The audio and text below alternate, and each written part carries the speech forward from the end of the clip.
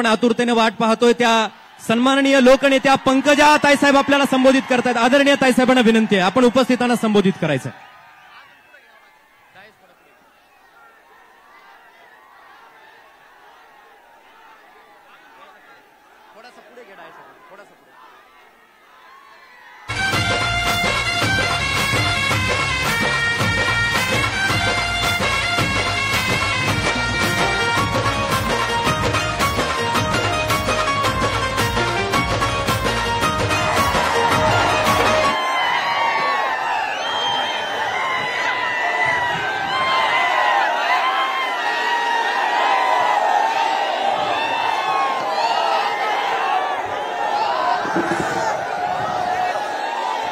आज या दसरा मेळाव्याला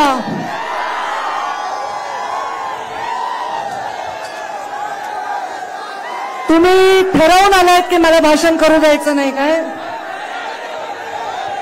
मला असं वाटतं बाकीचे जे वर काना कोपऱ्यात जे लोक आहेत, जे झाडावर चढलेत, त्या टावरवर चढलेत, त्या झाडावर टावरवर हे सगळे लोक स्वतः आलेले आहेत। मी तुम्हाला आणलं का? तुम्ही जर स्वतः आला असताल, तुम्ही जर स्वतः आला असताल आणि भगवान बाबाची आणि या डोंगराची औलाद असताल तर तोंड बंद करा, तोंड बंद करा तुम्ही। आज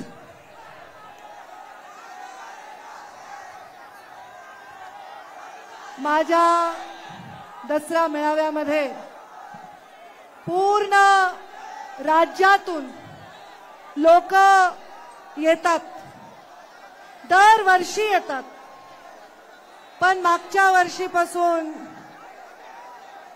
असं हलक्या वागणारे लोक तुम्ही काय यायलात? तुम्हाला जर भगवान बाबांवर श्रद्धा आहे तर तुम्ही असे धिंगाणा करणारे लोक हे माझे असूच शकत नाही।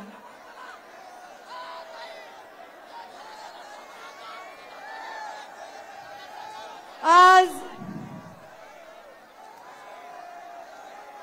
माझ्यासाठी, माझ्या भगवान बाबांसाठी आणि गोपीनाथ मुंडे साहेबांचा वारसा जगण्यासाठी आलेल्या प्रत्येक माणसाचं मी अत्यंत हृदयातून स्वागत करते। आणि भगवान बाबांनी सुरू केलेलं सीमोल्लंघन हे आज एवढ्या पुराच्या, अतिवृष्टीच्या, अत्यंत अडचणीच्या काळात देखील तुम्ही यशस्वी करून दाखवलंय। मी तुमचे मनापासून अभिनंदन करते। कारण सीमोल्लंघन ही एक परंपरा आहे, परंपरा। सीमोल्लंघन हा मेळावा नाही, आपला दसरा हा केवळ एक मेळावा नाही। डोंगर कपाऱ्यामध्ये कष्ट करणाऱ्या, ऊस तोडणाऱ्या, अत्यंत संघर्षाने उभे राहिलेल्या या साध्या साध्या फाटक्या माणसांचा हा कार्यक्रम आहे। मी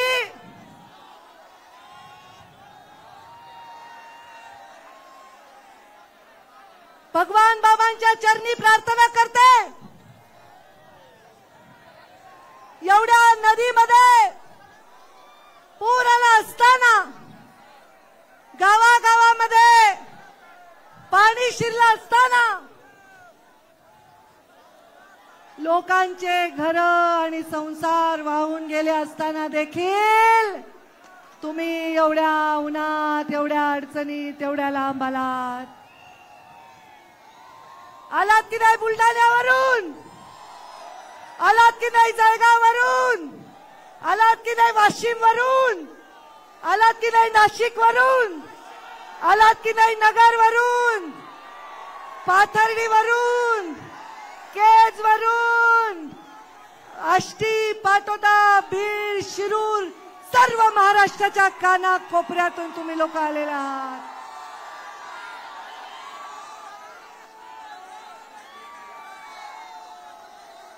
भगवान बाबांना,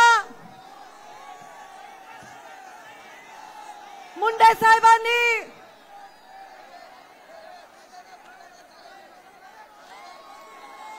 सिंदखेड राजावरून, बुलढाणावरून, देऊळगाव राजावरून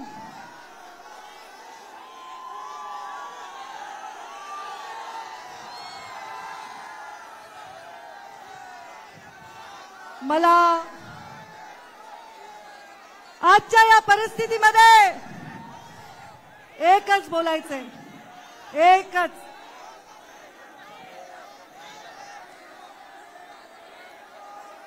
माझ्या अत्यंत महत्वाची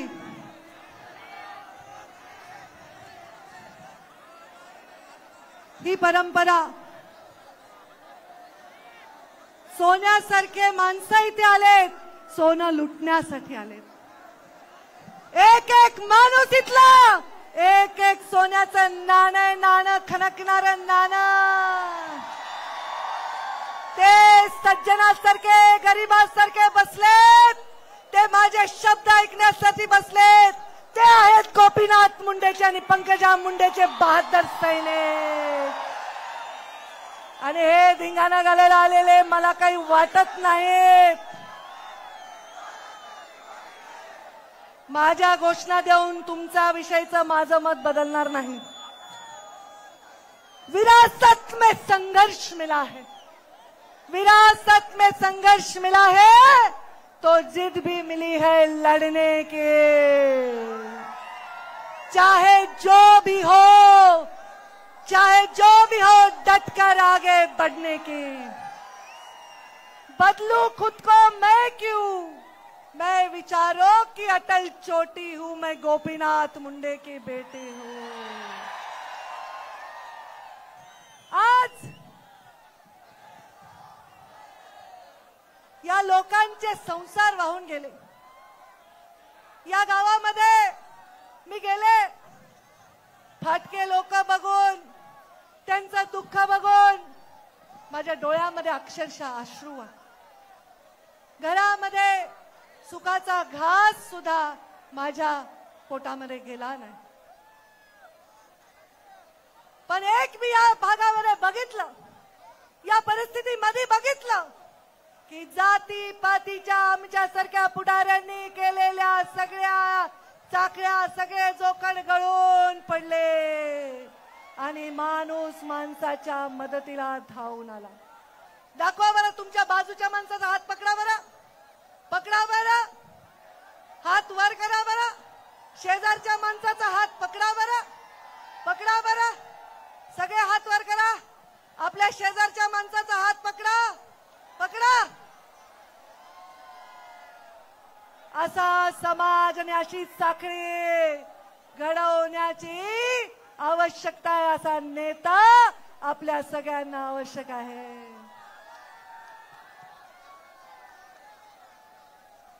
माझ्या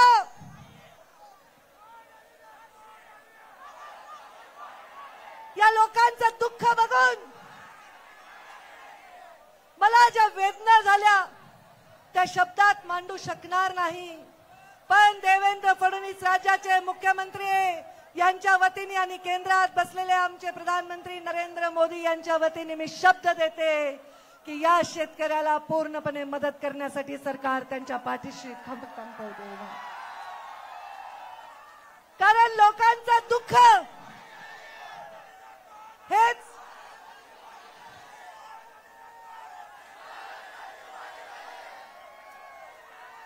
तुम्ही वाटोळं केलं पोरांनी. कोणाची सुपारी घेऊन आलात मला माहित नाही. तुम्हाला शरम नाही, तुम्हाला शरम नाही, तुम्हाला शरम नाही.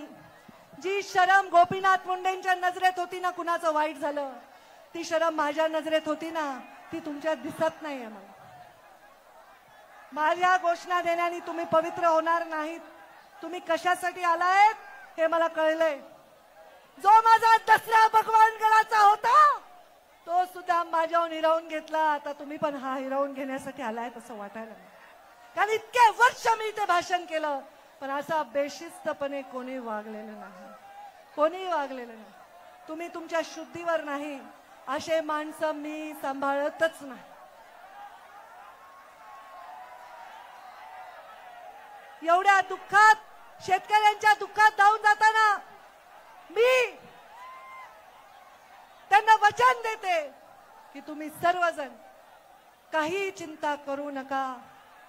कारण जब देखती हूं भूखे बच्चे फटे हुए कपड़ों में माँ, जब देखती हूं भूखे बच्चे फटे हुए कपड़ों में माँ, गरीबी में तड़पता परिवार, मैं खून के आंसू रोती हूं, मैं गोपीनाथ मुंडे की बेटी, मैं गोपीनाथ मुंडे की बेटी.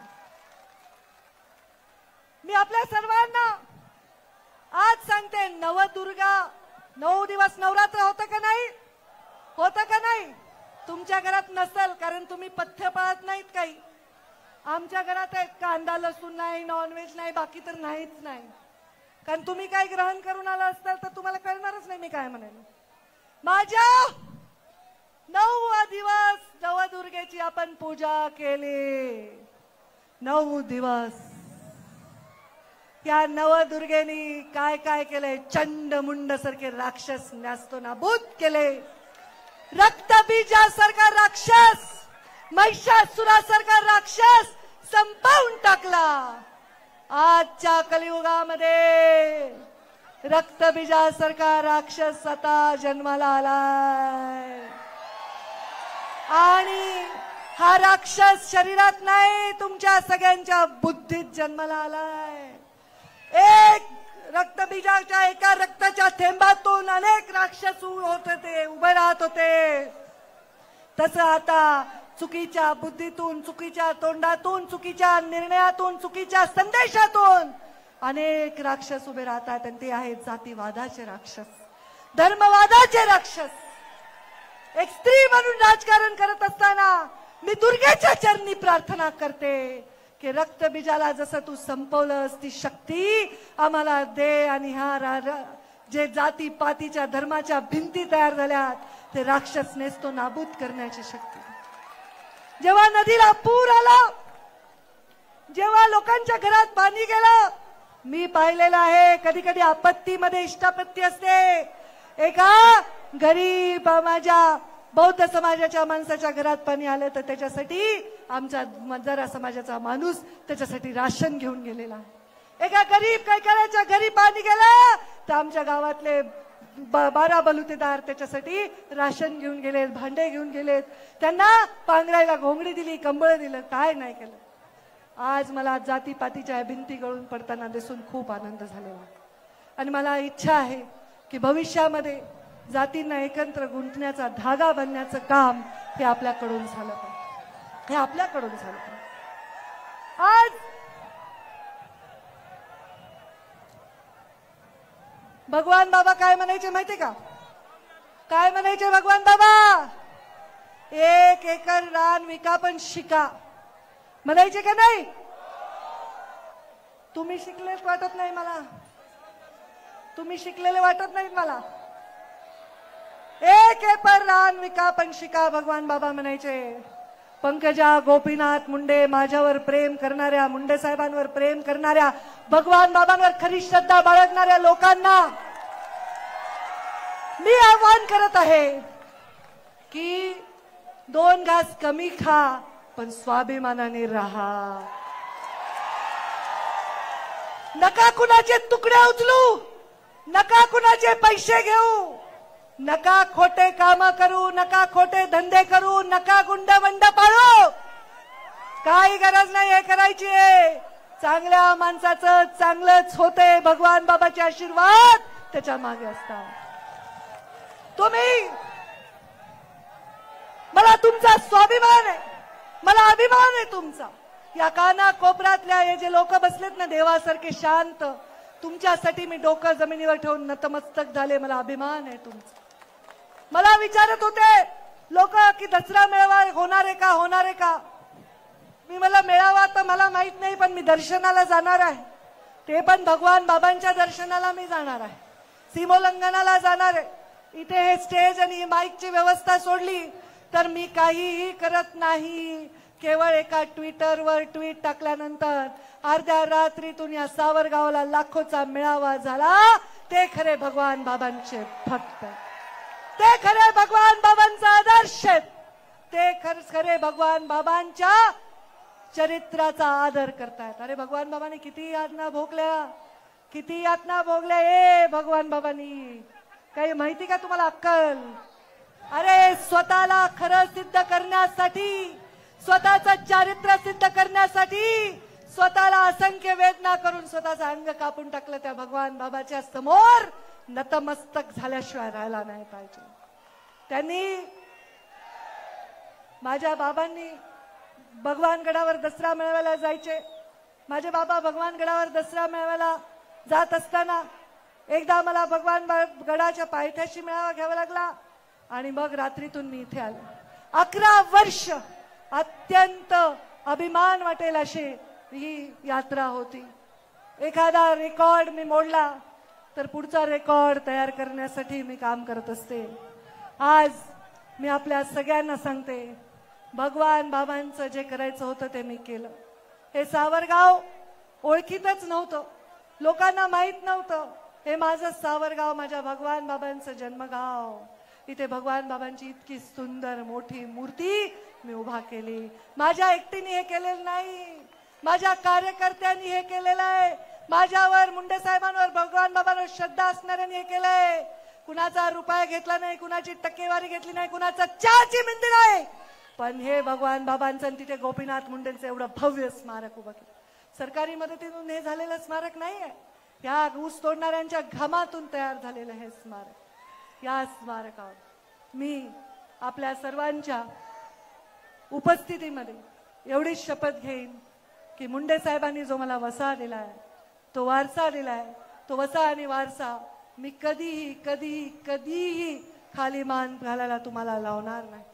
सत्तेत बसले असेल किंवा विपक्षात असेल, सत्तेच्या खुर्चीवर नाही, सामान्य माणसाच्या अगदी जमिनीवर बसलेली असेल, सामान्य माणसाचं हित हे माझ्या मनापासून कधीही दूर जाणार नाही। पंकजा मुंडे, गोपीनाथ मुंडेंचा वारसा चालवत असताना प्रत्येक जाती पातीच्या 18 पगड जातीच्या माणसासाठी लढणार आहे। काल आमचा बोराडे धनगर आरक्षणासाठी तिथे बसला, 2 दिवस तुमची बहीण तिथे त्याच्यासाठी बसून राहिली, त्याच्या तब्येतीची काळजी। गोपीनाथ मुंडे साहेबांनी मराठा आरक्षणाला समर्थन दिलं होतं, तेच आपणही मराठा आरक्षणाला समर्थन दिलंय। मराठा आरक्षणाला विरोध मुंडे साहेबांनी केला नाही, पण आमच्या लेकराच्या ताटातलं घेऊ नका एवढीच आम्ही विनंती केली। माझ्या मंचावर उपस्थित असणारे निवडून आलेल्या माणसाच्या प्रचारासाठी गेले, त्याची कधी जात पाहिली नाही। जात पाहिली ती फक्त आणि फक्त माणसाची जात पाहिली, माणसाची जात पाहिली। कारण मी शिकलेच नाहीये जात पाहणं, मी शिकलेच नाहीये भेदभाव करणं, कारण भगवान बाबांनी ते शिकवलं नाही, माझ्या बाबांनी ते शिकवलं नाही। जात पात कहाँ मानी है मैंने, धर्म कहाँ है माना, इंसानियत ही मेरी मानव जात है, मानवता ही मेरा धर्म, यही दिखाना। म्हणून तोड़ना लोगों के बीच की दीवार ये मोटी मोटी, चाहती हूं मैं मुंडे साहब की बेटी हूं, मैं मुंडे साहब की बेटी।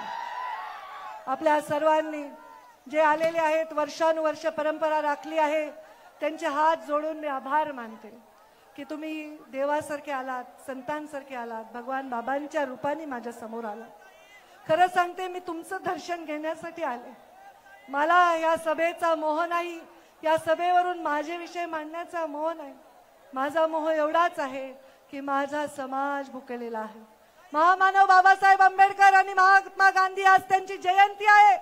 महात्मा गांधींना वंदन करते। महामानव बाबासाहेब आंबेडकर आणि महात्मा गांधींचा एक प्रसंग वाचनात आलाय, सत्य असावा असं गृहीत धरून सांगते की ते दोघं एका रूम मध्ये होते आणि महात्मा गांधी वेळेवर झोपले होते आणि बाबासाहेब आंबेडकर मात्र रात्रभर जागे होते। महामानव बाबासाहेब आंबेडकरांना महात्मा गांधींनी विचारलं, का रे बाबा रात्रभर तुम्ही का नाही झोपला? त्यांनी सांगितलं माझा समाज झोपला आहे म्हणून मला झोप येत नाही. तुमच्या डोळ्यामधले अश्रू बघून मला झोप येत नाही. तुमचा संघर्ष बनवून मला झोप येत नाही. माझ्या प्रीतमनी रेल्वे आणली बीड जिल्ह्यामध्ये आणि आता मी पाणी आणल्याशिवाय मला झोप येणार नाही.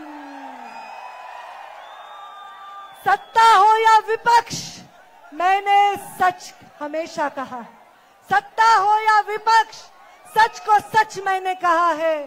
ताकत होकर भी सिर्फ सेवा ही दिखाया मजबूर जहां है.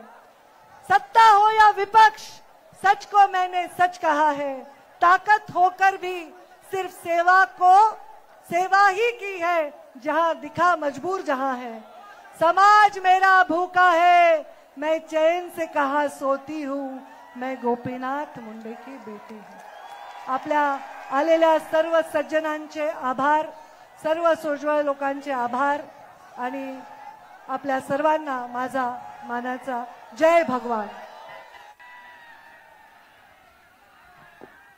उपस्थित असलेल्या सर्वांचे आभार व्यक्त केले जात आहेत. सन्माननीय आमदार मोनिकाताई राजळे यांचं आत्ताच या ठिकाणी आगमन झालेलं आहे. त्यांचे